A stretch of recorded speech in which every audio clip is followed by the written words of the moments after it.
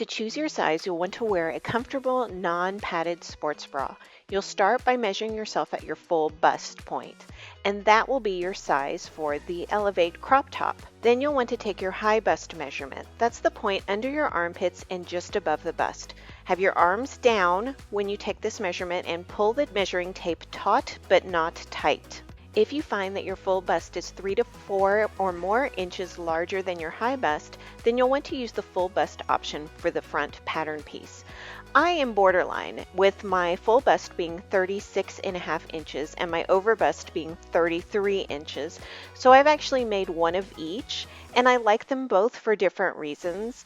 The regular front is tighter and the full bust version gives more room, so you can try one of each and see which one you prefer.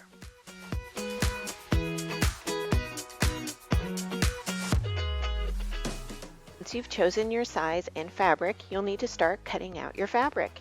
Here are some examples of pieces that I've made and the options that I chose to go with them. This white version, made with athletic rib knit from Millie Mae Fabrics, features a high neckline, a regular front, bands, and a U-back.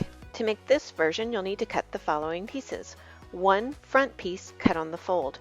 Make sure you cut either the high or the low neckline, whichever you choose. You'll also need one back piece cut on the fold as well. You'll need one U-back neckline binding or band. Make sure to place the fold of your fabric along the fold line that matches your neckline choice, either the high or the low neckline. Cut out 2 of the U-back arm bindings or bands.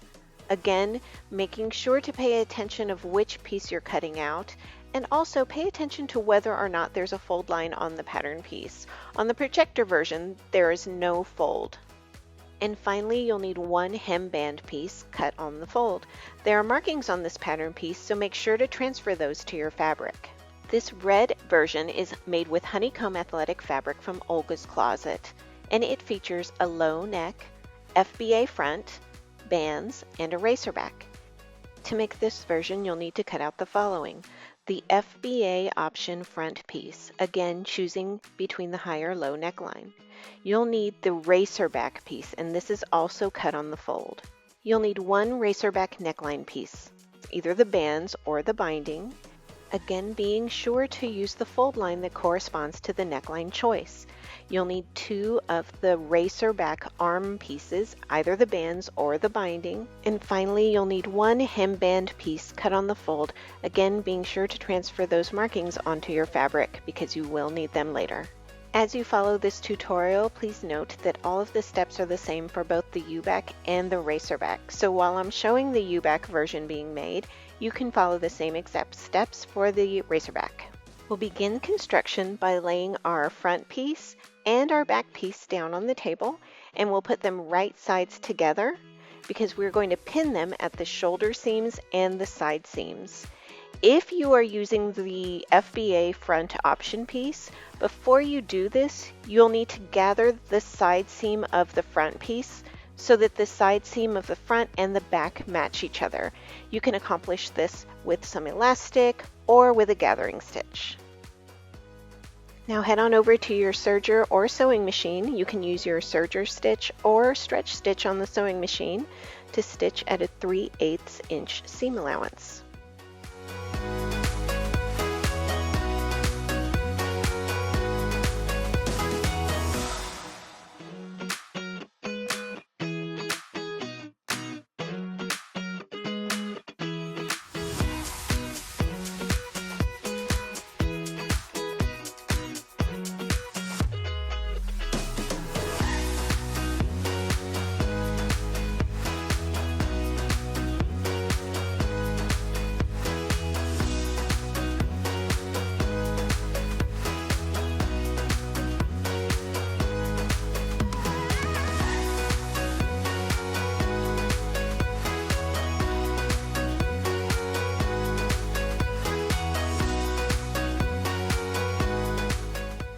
I'll be showing band construction on this video, but if you'd like to see the binding video, head on down to the description of this video and follow the link to the binding instructions on the Elevate overlay video.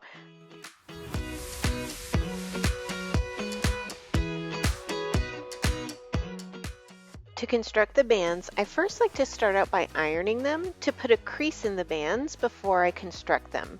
Here you can see the bands folded and ironed. There's the long neck band, and then I have the two shorter arm bands below. But there I'm opening them up, and you can see that there's a nice lovely crease in there. That'll make it really neat when I get the bands constructed and onto the top. So your first step is to open them up, and you're going to take the two short ends of the band and place them with right sides together and put a pin. And you'll do that for all three of the bands.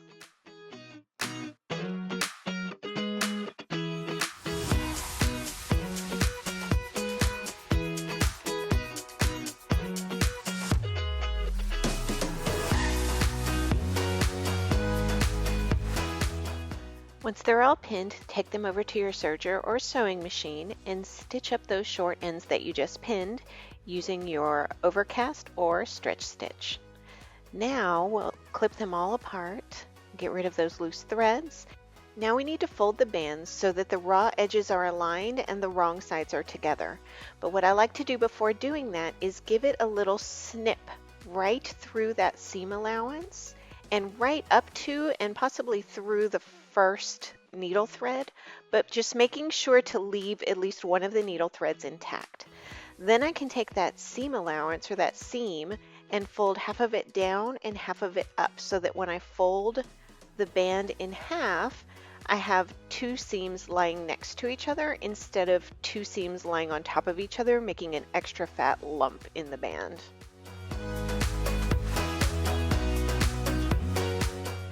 And since I pre-ironed the band when I fold it, now you can see it folds very nicely and evenly, and it's very easy to work with.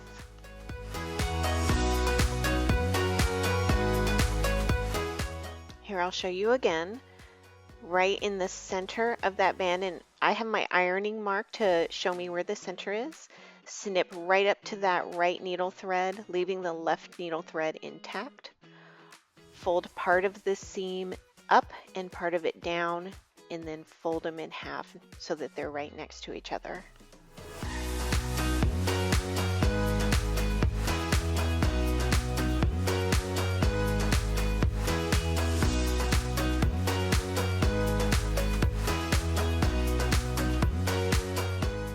Before attaching the bands to the top, we must divide them into 4 equal sections, and we'll do that by folding them starting with the seam that we've just made, and that'll be the first quarter mark, and fold it in half and find the opposite end of the band, and that will be the next quarter mark.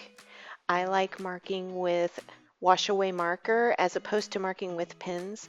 That way the marker will be there even if we have to take the bands off and redo them, then we won't have to remeasure again. So we'll line up those first 2 quarter marks and then find the 2 ends on either side, and those will be the other 2 quarter marks, and we'll do that with the arm bands as well.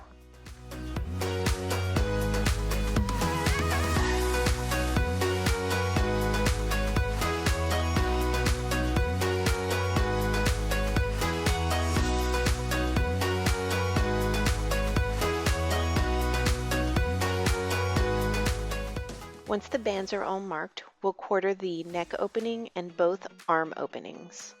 Starting with the neck, we'll fold it like so, matching up the shoulder seams in order to find the center, front, and back. Once we found those, we will pair those together, and then we'll find the other 2 quarter points. They won't be exactly at the shoulder seams, so make sure you line everything up to find the actual quarter points. The underarm seam will act as the quarter point for the arm opening, and then we'll find the other quarter points from there.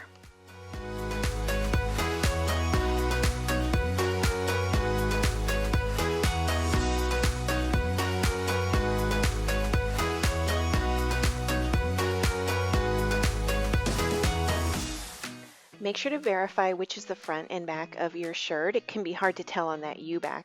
I attached a little thread to the front of my shirt to always remind me which was the front. You want to make sure that the seam on the band attaches to the center back of the shirt. So what you'll do is you'll start pinning the band by matching up those dots on your band with dots on your shirt, making sure the raw edges of the band line up with the raw edges of the shirt. Continue matching up the dots all the way around.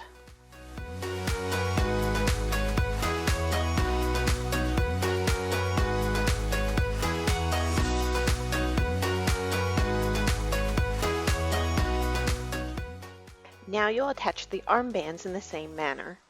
The seam on the armband will match up with the side seam at the bottom of the arm opening. Go around matching the dots and raw edges just the way you did with the neck opening.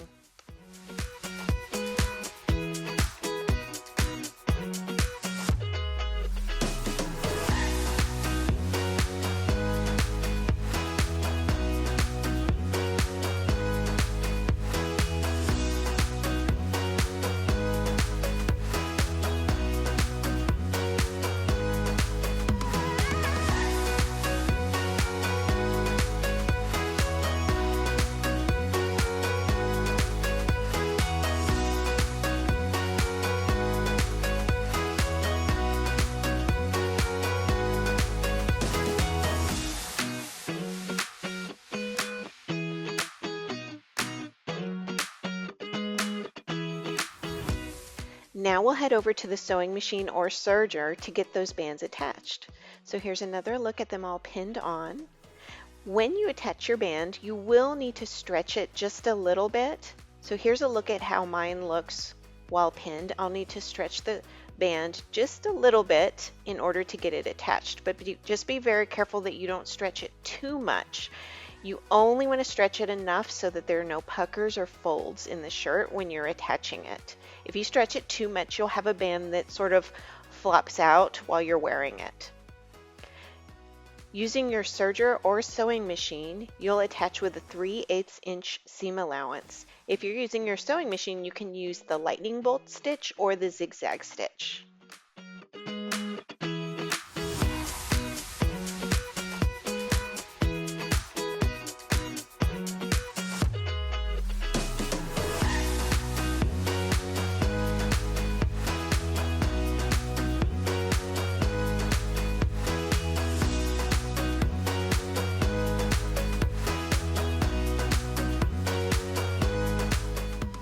As I'm stitching, you'll notice I'm using my fingers to feel the shirt underneath to make sure that it's nice and flat under there, and I'm also lining up those raw edges to make sure that all of 3 edges of the fabric stay aligned.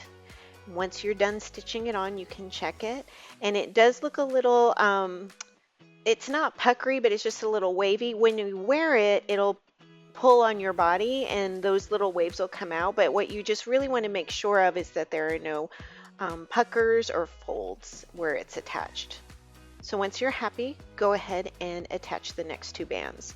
Another consideration, if you are new to attaching bands, this can be a little tricky and something to get used to the feel of it.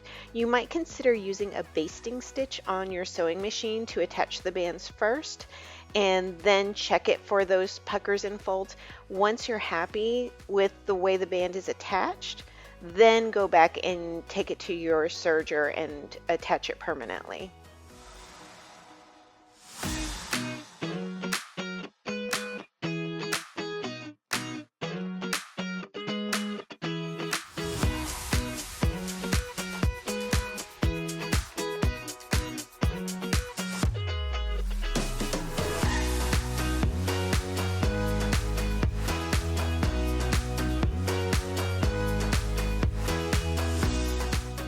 Bands are probably one of my least favorite steps in sewing, but I have to say, it is satisfying when they're done and when they look good. So here's a look at the bands all attached. You'll notice that it looks a little bit bubbly where the band and the shirt attach to each other. This is where we're going to go and top stitch to get that nice and flat.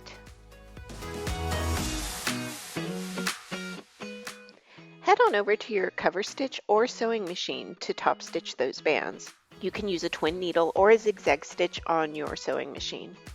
So what you're going to do is press those seams in toward the shirt and away from the band, and then you'll be doing the top stitching on the outside of the shirt, And you'll do it on the shirt part. You'll be stitching over the shirt part right near the seam where the band is attached. And that seam is going to be pushed in toward the shirt, so you'll be stitching over the shirt and over the seam.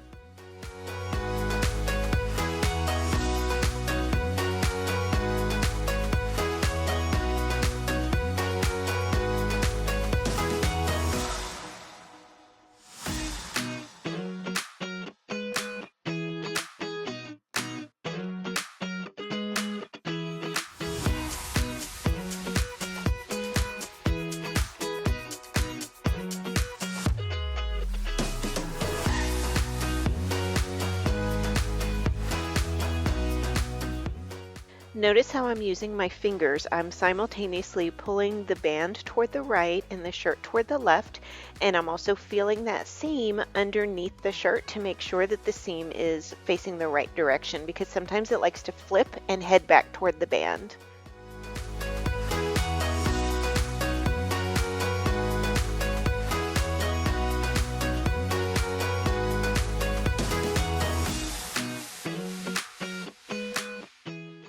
And now you can clearly see the difference between the side which is top stitched and the side which is not, which has that seam just sort of sticking out in toward the inside of the shirt. It looks nice and flat on the top stitch side.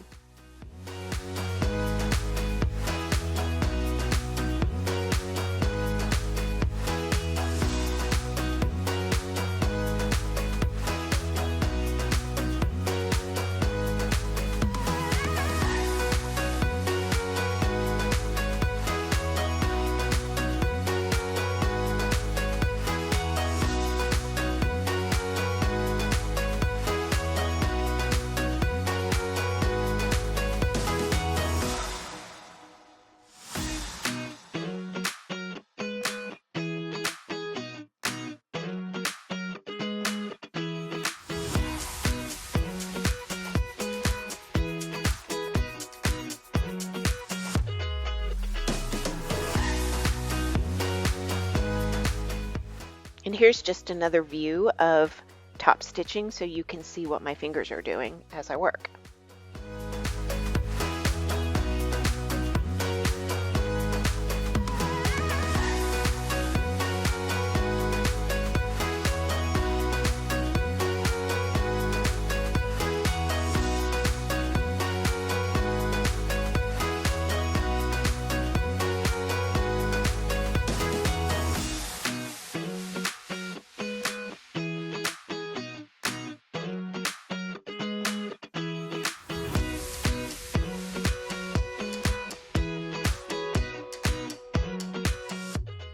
The crossover hemband is a really cool feature of the pattern, but it can be a little tricky to figure out how to make, so I'll show you slowly how to make it.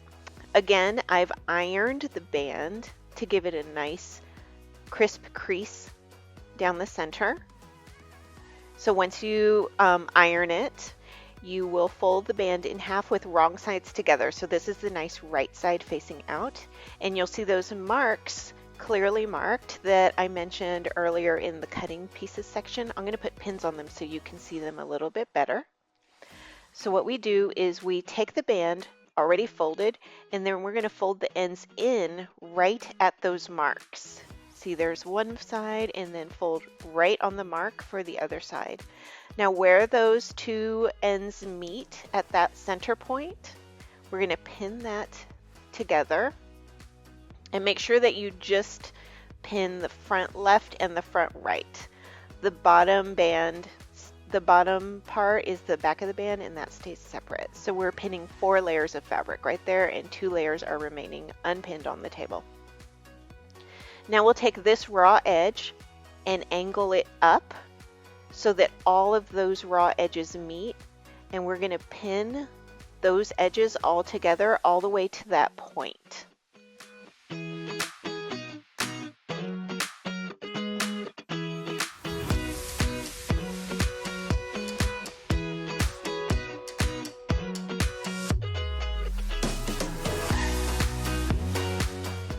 Then we'll pin on the other side of the center point in the same manner. You'll find that pointed end on the inside this time, but you'll still be lining up all 4 raw edges and pin them along that edge there.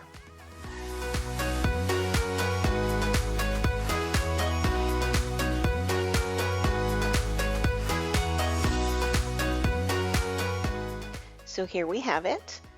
Right along here is all the 4 raw edges pinned together. This is a finished folded edge, all finished and folded right there. On the inside there's the raw edge again, and then here's a folded edge. What we'll do is take this whole thing over to the sewing machine, and we'll secure all where we pinned with a basting stitch, which is a straight stitch at the longest stitch length. Now here is the hemband basted around the entire raw edges. The whole thing is basted and it's nice and secure, and you can see that lovely fold over at the bottom. So I'm going to remark those 2 marks that we transferred from our pattern pieces. Now those are going to line up with the side seams of our shirt. After I've got those pinned, I will match those together in order to find the center front and center back of my hemband.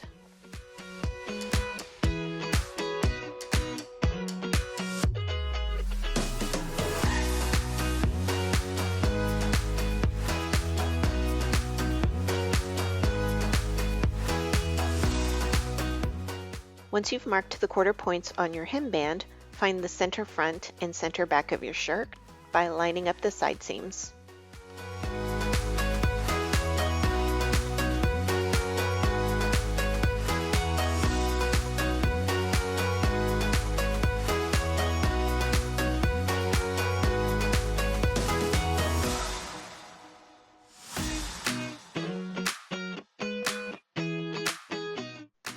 With your shirt right side out and the hemband with the wrong side out, you're going to line up the right sides by putting the hemband over the shirt. Line up all of the raw edges together, so you'll have the raw edges of the hemband and then the raw edges of the shirt, and you're going to line them up and pin them together by matching all of those points. Again, make sure you know which is the front of your shirt and that the crossover band is attached to the front of the shirt.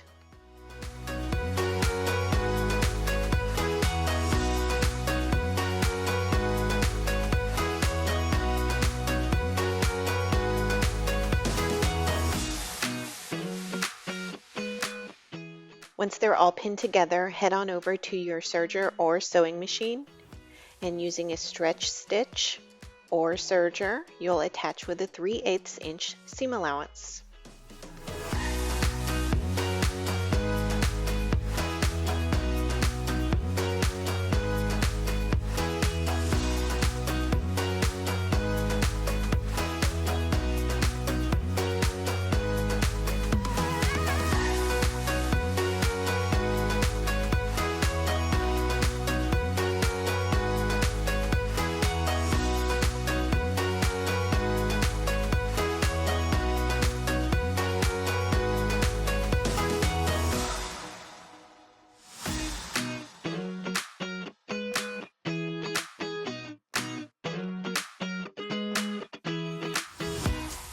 And there we have it, our lovely Elevate crop top. All done, and it was so easy.